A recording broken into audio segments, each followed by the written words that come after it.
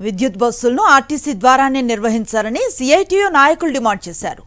Pinnacle కంపెనీతో ప్రభుత్వం చేసుకున్న ఒప్పందాన్ని రద్దు చేసి ప్రైవేటీకరణ ప్రయత్నాలను విరమించుకోవాలని డిమాండ్ చేస్తూ ఆర్టీసీ కార్మిక సంఘం నేతలు డిమాండ్లు వినిపిస్తున్నారు.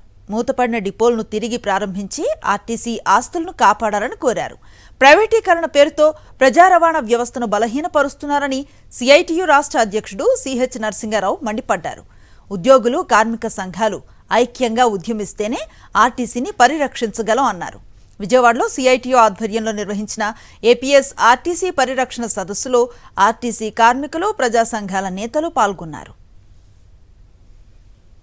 అందులో ప్రైవేటీకరణ కాకుండా ప్రభుత్వ రంగం ఏముండదు. ప్రభుత్వ రంగాన్ని ప్రైవేట్ వాళ్ళకి అప్పగించడం. ప్రైవేట్ అంటే ప్రైవేట్ వాళ్ళు లాభాల కోసం చేస్తారు. Private meant for profits. వాళ్ళకి లాభాలే కావాలా, ప్రజలు కానీ ప్రజల సౌకర్యాలు కానీ సంబంధం అనేది ఉండదు.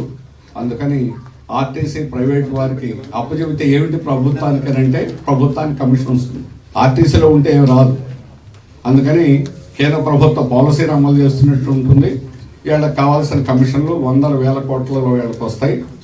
అన్నింటికంటే కూడా మన ఆర్టీసీని ప్రైవేటైజ్ చేయడంలో ప్రధానమైనటువంటి విషయం ఏమంటే 950 ఎకరాల భూములు ఉన్నాయి.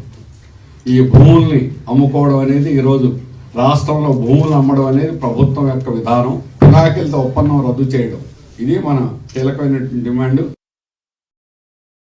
మరిన్ని అప్డేట్స్ కోసం ఛానల్ ను సబ్స్క్రైబ్ చేయండి. నోటిఫికేషన్స్ కోసం బెల్ ఐకాన్ పై క్లిక్ చేయండి.